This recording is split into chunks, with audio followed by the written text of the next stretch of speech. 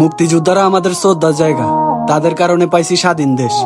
তোমাদের এই নোংরা রাজনীতিতে মুক্তিযোদ্ধাদের প্রায় সম্মান শেষ। দাদা যদি অন্যায় করে শাস্তি পায় না নাতি, তাহলে দাদার কোটা কোন কারণে নাতিরে দিয়ে থাকি। উচিত কথা কইতে গেলে বানাও তোমরা রাজাকার, লাঠির জোরে কলম ভাঙ্গো, এটা কেমন ব্যবহার।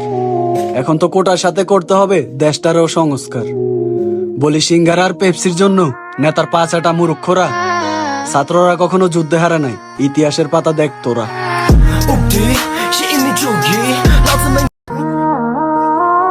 মুক্তিযোদ্ধারা আমাদের শ্রদ্ধার জায়গা, তাদের কারণে পাইছি স্বাধীন দেশ। তোমাদের এই নোংরা রাজনীতিতে মুক্তিযোদ্ধাদের প্রায় সম্মান শেষ। দাদা যদি অন্যায় করে শাস্তি পায় না নাতি, তাহলে দাদার কোটা কোন কারণে নাতিরে দিয়ে থাকি। উচিত কথা কইতে গেলে বানাও তোমরা রাজাকার, লাঠির জোরে কলম ভাঙ্গো, এটা কেমন ব্যবহার।